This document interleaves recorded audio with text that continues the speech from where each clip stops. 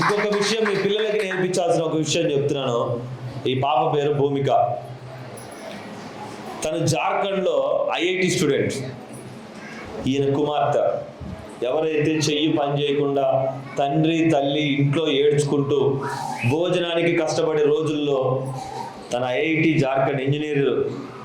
IIT వేరు, ఇక్కడ చేసే బీటెక్లు వేరు. ఐఐటి అంటే అందరికీ వచ్చేది కాదు, ఈక్వల్ టు ఎంబీబీఎస్ సీట్ లాగా అంత కష్టపడితే కానీ వస్తుంది ఆ పాపకి. మీ అందరూ చూసి నేర్చుకోవాలి. ఎక్కడ చదువమ్మా? కాలేజ్ అన్ని గవర్నమెంట్ గురుకులలో, ఎస్టీ గురుకుల్లో హాస్టల్లో పేద పిల్లలు ఎలా అయితే చదువుతున్నారో అలాగే చదివింది. ఒక రికార్డు విషయం చెప్తాను. జార్ఖండ్ అనే ప్రాంతంలో భయంకరమైన ప్రాంతం. తాగుబోతులు, జూదగాళ్ళు, అంబర్లు వేసుకొని రకరకాల దుర్మార్గులు అందరూ కూడా తిరిగే ప్రాంతంలో ఈ రోజు దాకా వాళ్ళ నాన్న కానీ వాళ్ళ అమ్మ కానీ వాళ్ళ అత్తయ్యలు మామయ్యలు ఎవ్వడు కూడా ఆ కాలేజ్ ఎలా ఉంటుందో కూడా చూడలే. ఐఐటి ర్యాంకు కొట్టింది ఆ అమ్మాయి. ఈ రోజుకి 3 సంవత్సరాల నుంచి రోజు తన ఒక్కతే వెళ్ళి అక్కడ హాస్టల్ నుంచి సెలవు ఇచ్చినప్పుడు తనే వస్తుంది. తనకు అనారోగ్యం వచ్చినా ఏదొచ్చినా ఎలాంటి పరిస్థితి వచ్చినా ఇంజక్షన్ వేస్తే సీరియస్ అయింది ఈ అమ్మాయికి. ఆ ప్రాంతంలో అంటే కరెక్ట్ అయిన ఇంజక్షన్ వేసే దిక్కు కూడా లేదు ఆ ఊళ్ళో.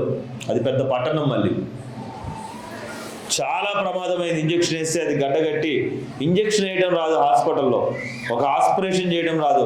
అంత ఘోరమైన ప్రాంతంలో తన ఐఐటి జార్ఖండ్ ఒకే ఒక కాలేజీ, పెద్ద కాలేజ్, యూనివర్సిటీలో తను అక్కడ చదువుతుంది. దేవుడి ప్రార్థనతో ఈరోజు ఆ అమ్మాయి అక్కడ స్వస్థపడి ఇక్కడికి వచ్చింది. నేను ఇంకా విషయం చెప్పేది ఏంటి అంటే, తన చదువుకి ప్రోత్సాహం అనేది ఎవ్వరు లేరు. తనంతట తానే బ్యాగులు కట్టుకొని ట్రైన్ ఎక్కి అడ్రస్ తెలుసుకొని కాలేజీలో జాయిన్ అయ్యి ఇప్పుడు దాకా రోజు తనే వెళ్తుంది, తనే వస్తుంది. ఏ ఇయర్ ఇప్పుడు నువ్వు? Third year. గట్టిగా చెప్పు. BTech third year, chemical engineering.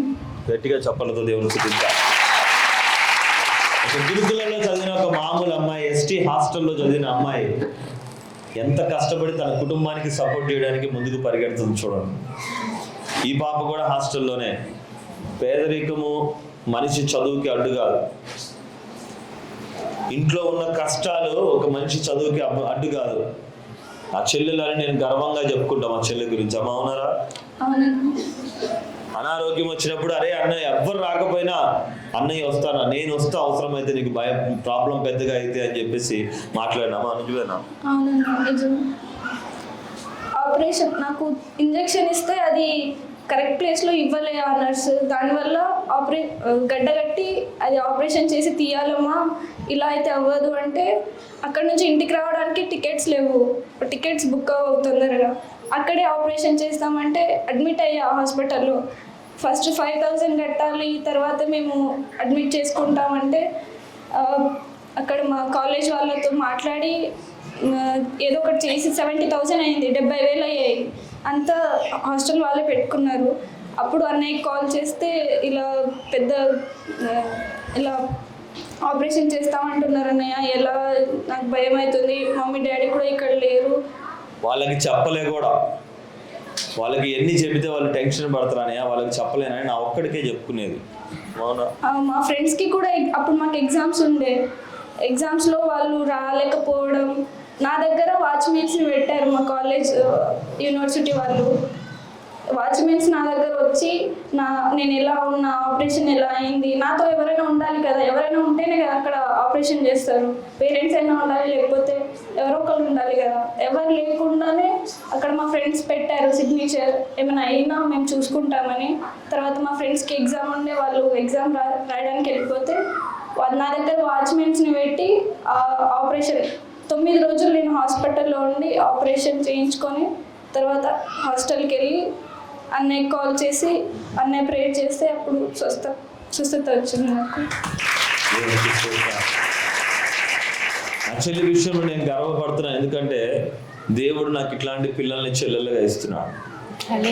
నిజంగా నేను సంతోషంగా. ఎందుకంటే సంతోషపడాల్సిన విషయం, లక్ష్యము చదువులో గొప్ప వాళ్ళు అవ్వాలనే ఒక లక్ష్యము, పట్టుదల. వాళ్ళతో పాటు పక్క నుండి మంచి చేయాలన్న మనసు ఉంటే చాలు. మన అనుకుని అందరినీ మన కుటుంబం అనుకుని వాళ్ళ అమ్మగారికి నాన్నగారికి ప్రమాదం వచ్చినప్పుడు తనకు ఒకటే చెప్పిన, అరే ఇక్కడ అన్నయ్య నేను ఉన్నాగా, నీ ఇంటికి ఒక పెద్ద కొడుకు ఉన్నట్టే, నువ్వు భయపడకుండా చదువుకొని ఎగ్జామ్స్ రాయని చెప్పిన. అమ్మ అవునారా? అవునన్నయ్య. అమ్మకి పగిలిపోతే తల ఇక్కడ దెబ్బ తగిలితే అప్పుడు నేను అన్నయ్యకి కాల్ చేసి, అన్నయ్య ఇలా అయిందంట, నాకు ఏడుపు వస్తుంది, నాకు భయం అవుతుంది, డాడీ కూడా అలానే, డాడీకి అలా అయిపోయింది, మమ్మీ ఒక్కతే ఇలా కష్టపడి పని చేస్తుంది, మా అమ్మ కూడా అలా అయిపోయింది, ఏంటన్నయ్య ఏంటి మా సిచ్యువేషన్ ఏంటి అని ఏడ్చాను నేను కాల్లో.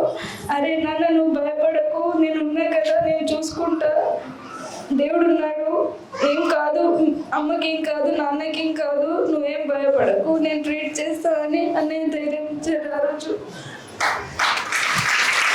ఆ అమ్మ తల ఇట్లా చెక్కు ఇలా పగిలిపోయిందయ్యా, పుర్రె కనిపించేంత చెక్కు పగిలిపోయింది.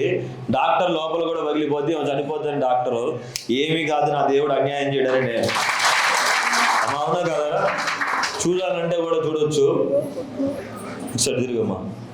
మొత్తం పగిలిపోయి ఆ తలకాయ లోపలిది కనిపించింది. నా దగ్గర ఆ ఫోటో కూడా ఉండాలి. ఒకసారి మంచి చేయాలన్న మనసుతో ఉంటే నీ ప్రార్థన దేవుడు అవుతాడు. నాన్న గుర్తుపెట్టుకో, నీ ప్రార్థన ఫలిస్తుంది.